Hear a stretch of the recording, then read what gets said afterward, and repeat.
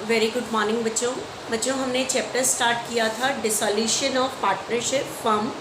That means हम अपने business को बंद कर रहे हैं, ठीक है। तो at the time of dissolution of partnership firm all the assets of the business are sold off, ठीक है।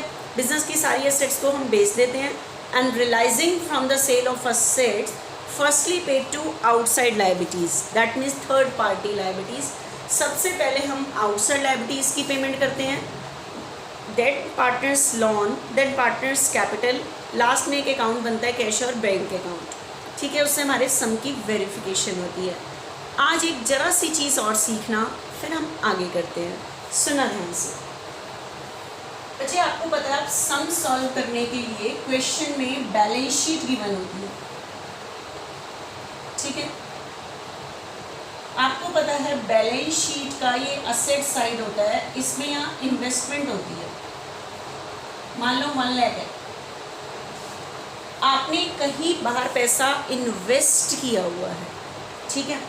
तो मान लो आपने शेयर में पैसा इन्वेस्ट किया हुआ है, 10,000 शेयर खरीदे हुए हैं, एक शेयर की कॉस्ट 10 है, तो आपने बाहर पैसा इन्वेस्ट किया हुआ है बच्चे 1 लाख, ठीक है। लेकिन आपको पता है ये जो बाहर आपने पैसा इन्वेस्ट किया हुआ है ये इन्वेस्टमेंट आपकी एसेट होती है, लेकिन ये जो आपने शेयर में पैसा इन्वेस्ट किया है, 10,000 शेयर खरीदे हैं, एक शेयर की कॉस्ट 10 है, तो 1 लाख रुपए आपने किसी कंपनी में इन्वेस्ट किया हुआ है। लेकिन ये जो आपने शेयर में इन्वेस्ट किया हुआ है इसके प्राइस में फ्लक्चुएशन आती रहती है, दैट मीन्स इनके प्राइस अप एंड डाउन होते रहते हैं, ठीक है। फ्लक्चुएशंस आती रहती है, मतलब चेंजेस आते रहते हैं, ठीक है। तो बच्चे कल इस कंपनी के शेयर की वैल्यू बढ़ जाए, हमें तब तो दिक्कत नहीं है। अगर 20 हो जाए तो हमारी ये जो इन्वेस्टमेंट है 1 लाख ये 2 लाख की होगी, वैल्यू बढ़ जाएगी, इसमें तो कोई दिक्कत नहीं है। लेकिन दिक्कत कब है कि अगर इनके प्राइस कम हो जाए, ठीक है। मान लो कल ही इसी कंपनी जिसके हमने शेयर खरीदे हैं उसके प्राइस 5 हो जाए, तो जो इन्वेस्टमेंट मैंने 1 लाख की खरीदी है उसकी वैल्यू कितनी रह जाएगी 50। तो मुझे इस इन्वेस्टमेंट पे लॉस होने के चांसेस हैं, लॉस होने के क्या हैं चांसेस हैं। तो आपको पता है बिजनेस कौन कर रहे थे, ABC, और रेशो थी 3:2:1। तो इनको चांसेस हैं कि इस इन्वेस्टमेंट पे प्रॉफिट हो जाए, कोई दिक्कत नहीं है। एक समझदार बिजनेसमैन वही होता है जो लॉस के लिए अरेंजमेंट करके चलता है, ठीक है। अब अरेंजमेंट क्या है, रिजर्व बना के चलते हैं लॉस को कवर करने के लिए। तो क्या होता है बच्चे, तो ABC ने क्या किया कि उनको लग रहा है कि इस इन्वेस्टमेंट पे कभी भी लॉस हो सकता है, कभी भी क्या हो सकता है, लॉस हो सकता है। तो इन्होंने क्या किया ABC ने कि जब इनके बिजनेस में ये 3:2 रेशियो बिजनेस में प्रॉफिट हुआ, बताओ प्रॉफिट कौन से अकाउंट से होता है, प्रॉफिट एंड लॉस अकाउंट, और प्रॉफिट एंड लॉस का क्रेडिट बैलेंस शो होता है।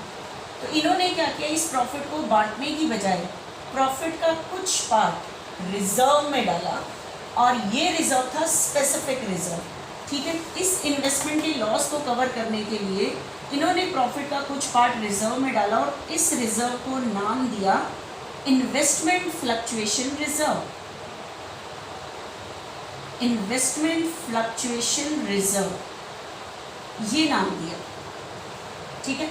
आपको पता है यहाँ पे जो ये जनरल रिजर्व पड़े होते हैं, रिजर्व फंड पड़े होते हैं, ये स्पेसिफिक रिजर्व नहीं है, ये ऐसे ही हमने लॉस को कवर करने के लिए प्रॉफिट का कुछ पार्ट जनरल रिजर्व में डाल दिया, लेकिन किसी एक स्पेसिफिक काम के लिए नहीं डाला, ऐसे ही डाल के रख दिया। तो ये यहाँ पड़े हुए अनडिस्ट्रीब्यूटेड प्रॉफिट शो करते हैं, इन्हें पार्टनर बांट लेते हैं अपनी प्रॉफिट शेयरिंग रेशो में। लेकिन आपको पता है ये रिजर्व एक स्पेसिफिक रिजर्व है, ये इसके लॉस को कवर करने के लिए बना है, लेकिन हमने प्रॉफिट का कुछ पार्ट रिजर्व में डाला, तो रिजर्व कहाँ से बनते हैं, प्रॉफिट से। और ये ऐसा प्रॉफिट होता है जो पार्टनर ने बांटा नहीं है, तो इनका बैलेंस बचेगा। और रिजर्व का कौन सा बैलेंस होता है, क्रेडिट, क्योंकि ये प्रॉफिट का ही बैलेंस होता है, प्रॉफिट ही ट्रांसफर होता है इसमें। तो ये investment fluctuation reserve general reserve की तरह आपको ये भी यहाँ पे नजर आएगा, इन्वेस्टमेंट फ्लक्चुएशन रिजर्व, ठीक है। पिछले चैप्टर में क्या यूज था वो तो मैंने आपको बता दिया था, लेकिन आज हमने बिजनेस बंद करना है तब क्या यूज है इसका। तो मेरी बात को ध्यान से सुनना, हमने रिजर्व डाला 60, रिजर्व पड़ा हुआ है 60, तो आपको ये रिजर्व कहाँ से बना है? प्रॉफिट से। ये यहाँ पड़ा हुआ क्या शो कर रहा है? Undistributed profit. तो इसे पार्टनर बांटेंगे इस प्रॉफिट शेयरिंग रेशो में। लेकिन ये कि नॉर्मल रिजर्व नहीं है, एक स्पेसिफिक रिजर्व है, इसके लॉस को कवर करने के लिए बना है। ठीक है, तो अब मेरी बात को ध्यान से सुनना।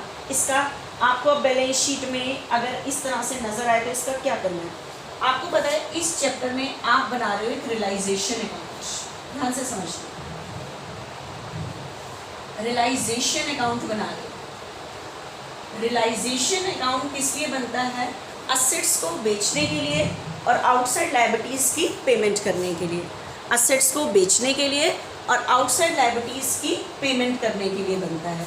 ठीक है, हम सारी, मैंने आपको असेट को सेल करने के लिए और आउटसाइड लायबिलिटीज़ की पेमेंट करने की एंट्री बता दी है। लेकिन आपको पता है आप असेट को डायरेक्ट नहीं बेचते, लायबिलिटीज़ की, आउटसाइड लायबिलिटीज़ की डायरेक्ट पेमेंट नहीं करते, पहले आप उन्हें एक रियलाइजेशन अकाउंट में ट्रांसफ़र करते हो, इकट्ठा करते हो। तो कैसे करते हैं? एक बार मेरी बात को ध्यान से सुना। आप जब सम स्टार्ट करते हो असेट साइड से करते हो, बताओ असेट साइड में इन्वेस्टमेंट की बुक वैल्यू कितनी है? 1 लाख। तो आप इसे रियलाइजेशन अकाउंट में ट्रांसफ़र करना है एक बार। असेट का कौन सा बैलेंस है? Debit, decrease by credit. Investment 1 lakh की है और आपने इसे ट्रांसफ़र कर दिया रियलाइजेशन में, क्योंकि आप सारी असेट देखने से पहले रियलाइजेशन में ट्रांसफ़र करते हो। तो एंट्री हो रही है रियलाइजेशन टू इन्वेस्टमेंट। तो रियलाइजेशन के डेबिट में आपने डाला to investment 1 lakh, book value पे ट्रांसफ़र कर दिया। उसके बाद आप बैलेंस शीट में आगे चलते हो, सारी असेट ट्रांसफ़र करते हो। ठीक है, ये आपने असेट ट्रांसफ़र की, बुक वैल्यू। आप बताओ इन्वेस्टमेंट बिकी कितने में? ये प्राइस बैलेंस शीट के अंदर गिवन होता है या बाहर? बैलेंस शीट के बाहर, जिसे हम कहते हैं रियलाइज प्राइस। मान लो आपको बैलेंस शीट के नीचे जो रियलाइज प्राइस दिया हुआ है, रियलाइज फ्रॉम इन्वेस्टमेंट रुपीज़ 20,000। बताओ इन्वेस्टमेंट से कितना रियलाइज हुआ? 20। आपने पहले असेट, आप जो बैलेंस शीट में असेट होती है आप उसे बुक वैल्यू पे ट्रांसफ़र कर देते हो, इसका बैलेंस खत्म। अब बताओ असेट इन्वेस्टमेंट बिकी कितने में? 20 में। बताओ असेट बेचने की एंट्री बताओ। Bank account debit to realisation. तो असेट जाने के लिए असेट वर्ड यूज़ नहीं करोगे, रियलाइजेशन। एंट्री बनेगी bank account debit to realisation. तो रियलाइजेशन के क्रेडिट में बाय बैंक। ध्यान से देखना, अगर मेरे पास कोई और असेट लायबिलिटी नहीं है, अगर मैं इस रियलाइजेशन अकाउंट को क्लोज करूं, देखो मेरे पास एक ही इन्वेस्टमेंट थी, कोई लायबिलिटी नहीं है, मैंने असेट ट्रांसफ़र की और उसके बिकने की एंट्री डाली। अगर मैं इस रियलाइजेशन अकाउंट को क्लोज करूं तो देखना है भाई 1 लाख, 1 लाख। तो मुझे बताओ ये इनकम साइड है, ये एक्सपेंस साइड है, तो यहाँ से क्या निकलता है? लॉस। तो ये लॉस निकला है, लेकिन मुझे बता सकते हैं ये लॉस किस वजह से निकला है? आपने इन्वेस्टमेंट की वजह से ही निकला है, क्योंकि मैंने इसमें भी कुछ और ट्रांसफ़र ही नहीं किया। देखो मैंने इन्वेस्टमेंट कितने की ट्रांसफ़र की थी? 1 लाख, और बिकने की एंट्री कितने से हुई? 20 थे। तो ये असेट को सेल करने का ही तो लॉस है। तभी तो मैंने आपको रियलाइजेशन अकाउंट बनाते टाइम कहा है कि आप पहले सारी असेट ट्रांसफ़र कर दो और असेट के बिकने की एंट्री करते जाओ। ये मत देखो प्रॉफिट हो रहा है लॉस हो रहा है, जितने में असेट बिक रही है डालो। मैंने एंट्री डाली है। जो रियलाइजेशन अकाउंट प्रॉफिट और लॉस निकालता है वो सारी असेट और लायबिलिटीज़ को पेमेंट से या असेट को बेचने से जो भी प्रॉफिट और लॉस हुआ ओवरऑल सारी असेट का इकट्ठे निकालता है। आपको एक एक असेट पे अलग अलग निकालने की ज़रूरत नहीं है। तो रियलाइजेशन अकाउंट बनता है असेट को सेल करने के लिए और आउटसाइड लायबिलिटीज़ की पेमेंट के लिए। तो उससे जो प्रॉफिट और लॉस हुआ वो रियलाइजेशन निकालता है। हम तो सिर्फ इसमें ट्रांसफ़र करके जितने में असेट बिक रही है एंट्री डालो, जितने में लायबिलिटी पेमेंट हो रही है एंट्री करो, प्रॉफिट और लॉस रियलाइजेशन निकालेगा, कंबाइन सारी असेट का। लेकिन मैंने इस पर इस टाइम ट्रांसफ़र किया है इन्वेस्टमेंट, तो असेट के इन्वेस्टमेंट के देखने की एंट्री, तो मुझे नज़र आ रहा है ये लॉस इस इन्वेस्टमेंट की वजह से निकली है, क्योंकि मैंने अभी और कुछ ट्रांसफ़र ही नहीं किया। अब मेरी बात को ध्यान से सुनना, ये लॉस हो रहा है, ठीक है। अगर मैं इस आपको पता है लॉस को कवर करने के लिए क्या बनाया, इन्वेस्टमेंट फ्लक्चुएशन रिजर्व। तो अब मुझे मेरी बात को ध्यान से सुनना कि अगर मैं इस इन्वेस्टमेंट फ्लक्चुएशन रिजर्व को रियलाइजेशन अकाउंट में ट्रांसफ़र कर दूँ, तो देखो ये ट्रांसफ़र, क्योंकि ये बना ही लॉस को कवर करने के लिए, तो अगर मैं इस रिजर्व को इस रियलाइजेशन में ट्रांसफ़र कर दूँ तो देखो ये लॉस कम होता है। तो बताओ रिजर्व का कौन सा बैलेंस होता है? क्रेडिट, ख़त्म करने के लिए डेबिट, और हमें इसे बांटना नहीं है, कहाँ ट्रांसफ़र करना है? रियलाइजेशन में। कितना है हमारे पास? 60। देखना एक बारी मैंने क्या ट्रांसफर किया, investment fluctuation reserve account debit to recovery, credit balance है, डिक्रीज पे डेबिट, कहाँ ट्रांसफर कर दिया, रियलाइजेशन में। तो रियलाइजेशन के क्रेडिट में बाय इन्वेस्टमेंट फ्लक्चुएशन रिजर्व 60। अब देखना, बताओ मेरे पास टोटल लॉस कितना था 80, अगर मैंने ये 60 ट्रांसफर कर दिया तो बताओ मेरा लॉस कितना रह गया 20। तो इसका पर्पस बनाने का यही तो था कि लॉस को कम करने के लिए, कवर करने के लिए। तो ध्यान रखना, अगर यहाँ हमारे पास बिजनेस में असेट है और इस असेट के लॉस को कवर करने के लिए यहाँ रिजर्व बना हुआ है, तो उस रिजर्व को पार्टनर नहीं बांटेंगे। असेट कहाँ ट्रांसफ़र होती हैं, रियलाइजेशन में। तो उससे रिलेटेड जो रिजर्व है वो भी कहाँ ट्रांसफ़र होगा, रियलाइजेशन में, क्योंकि असेट को सेल करने के लिए और आउटसाइड लायबिलिटीज़ की पेमेंट के लिए कौन सा अकाउंट खुला है, रियलाइजेशन। तो इस पर जो भी प्रॉफिट और लॉस होगा वो रियलाइजेशन निकालेगा।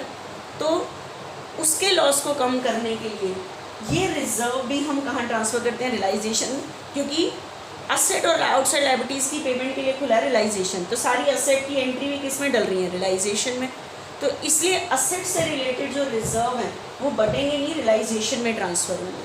आपको कि मैम अगर प्रॉफिट हो तो, जैसे मान लो आपकी असेट थी 1 लाख की और बिकने की एंट्री हुई 120, तो bank account debit to realisation.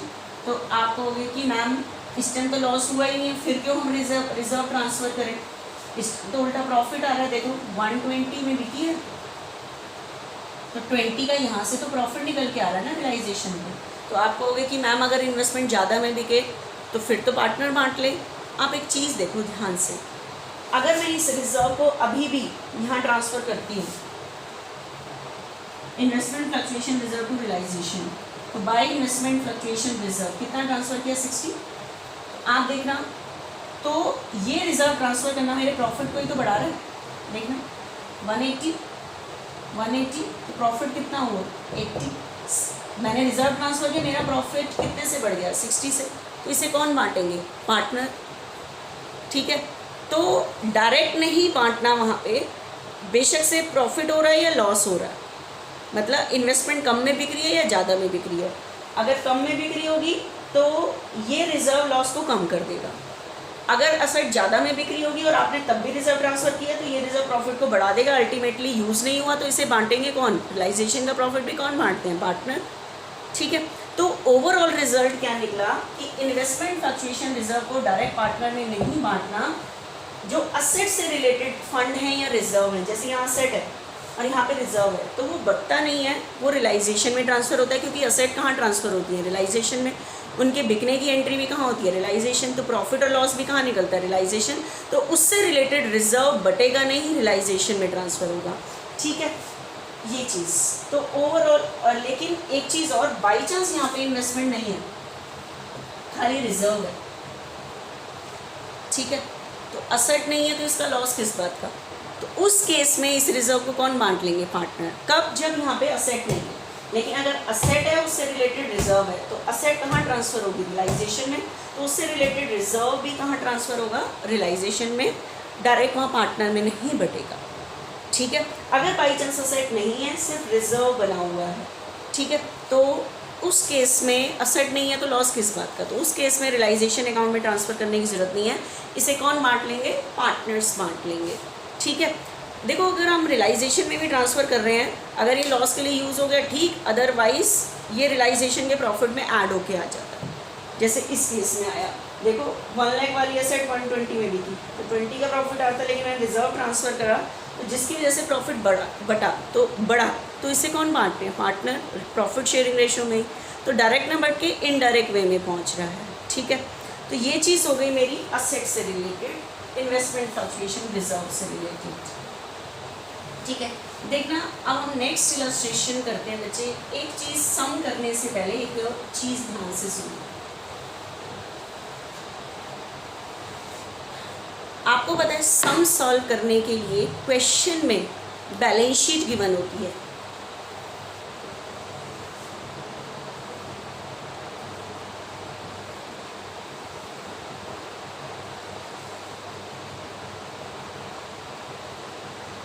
आपको पता है हम नेसेसरी अकाउंट में बनाते हैं रियलाइजेशन अकाउंट। रियलाइजेशन अकाउंट बनता है असेट्स को सेल करने के लिए, आउटसाइड लायबिलिटीज़ की पेमेंट के लिए। सेकंड नंबर पे पेमेंट होती है पार्टनर्स लोन की, जो फर्म ने पार्टनर से लोन लिया होता है, तो वो फर्म की लायबिलिटी होती है, वो आपको यहाँ नज़र आता है। जैसे ए से लोन लिया हुआ है 50, तो ये फर्म की लायबिलिटी है, ये हमें पे करना है। तो सेकंड नंबर पे अकाउंट खुलता है पार्टनर्स लोन अकाउंट, और वो लोन अकाउंट जिसकी हमने पेमेंट करनी है। ठीक है, अब मेरी बात को ध्यान से सुनो। कई बार आपको लोन यहाँ पे डेबिट में नज़र आएगा, जैसे 20 लोन। अब डेबिट साइड के लोन का क्या मतलब है बच्चे? ये लोन फर्म ने पार्टनर से लिया नहीं है, पार्टनर को दिया हुआ है, पार्टनर को दिया हुआ है। तो ये पैसे फर्म को पार्टनर से वापस मिल जाने हैं, तो ये फर्म की असेट है। जो अकाउंट खुलता है वो खुलता है सेकंड नंबर पे, लोन की पेमेंट होती है, वो जिस लोन की आपने पेमेंट करनी है, लायबिलिटी साइड वाला। जो पार्टनर लोन अकाउंट की जो मैंने सीक्वेंस बताई है, सबसे पहले आउटसाइड लायबिलिटीज़ की पेमेंट, सेकंड नंबर पे पार्टनर लोन की पेमेंट। तो पार्टनर लोन की पेमेंट के लिए अकाउंट खुलता है पार्टनर्स लोन अकाउंट। वो अकाउंट वो है जो फर्म ने लोन लिया हुआ है, उसके लिए खुलता है जो फर्म ने पे करना है। ये लोन पार्टनर ने पे नहीं करना, क्यों? क्योंकि ये लोन फर्म ने दिया हुआ है पार्टनर को, तो ये फर्म की असेट है, ये पैसे फर्म को वापस मिल जाने।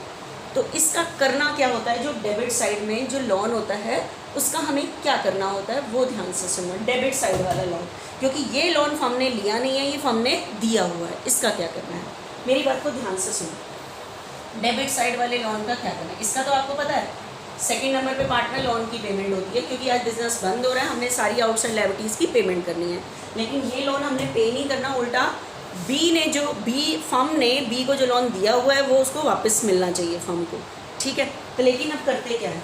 आपको पता है पार्टनर्स कैपिटल अकाउंट बनाते हैं। पार्टनर्स कैपिटल अकाउंट बनाते हो,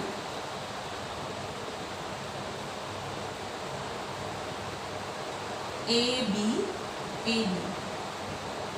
मान लो आपने कैपिटल का बैलेंस लिखा, by balance brought down 3 lakh 2 lakh. अब मेरी बात को ध्यान से सुनो। ये जो कैपिटल का बैलेंस आपने लिखा, कैपिटल का कौन सा बैलेंस होता है? क्रेडिट। इसका मतलब जो ये जो बैलेंस आएगा, मान लो और कोई चीज़ नहीं है, बी का 2 लाख बैलेंस आ रहा है कैपिटल का, इसका मतलब बी की आपने कैपिटल की पेमेंट करनी है, 2 लाख पेमेंट करनी है।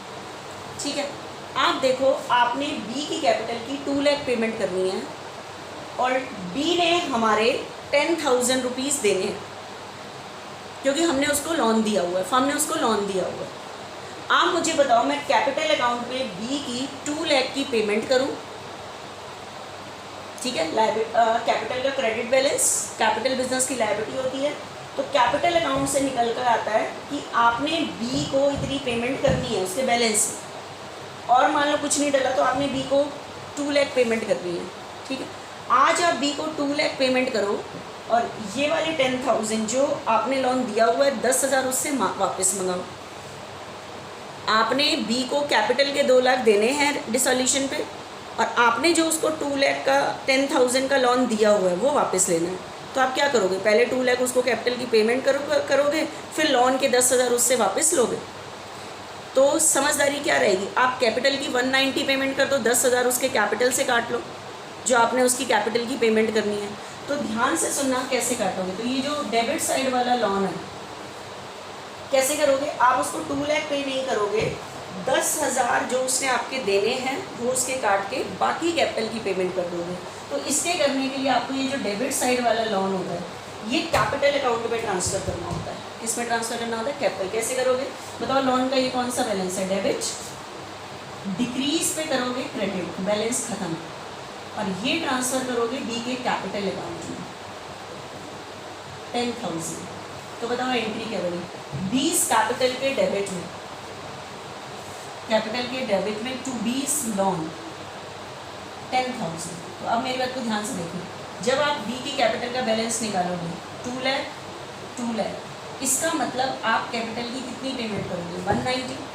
आप क्या करते? पहले 2 लाख पे करते, 10 उससे वापस मंगाते। तो समझदारी क्या रहेगी कि ये जो 10,000 लोन के उसने देने हैं, जो आपने उसको कैपिटल की पेमेंट कर दिया उससे काट लो।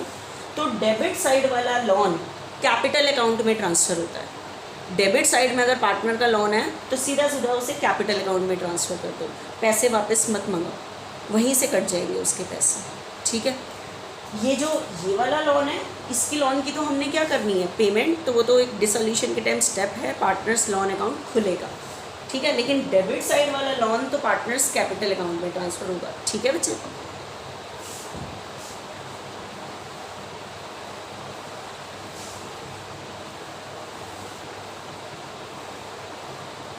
देखना बच्चे, आज हम नेक्स्ट इलस्ट्रेशन स्टार्ट करते हैं बच्चे।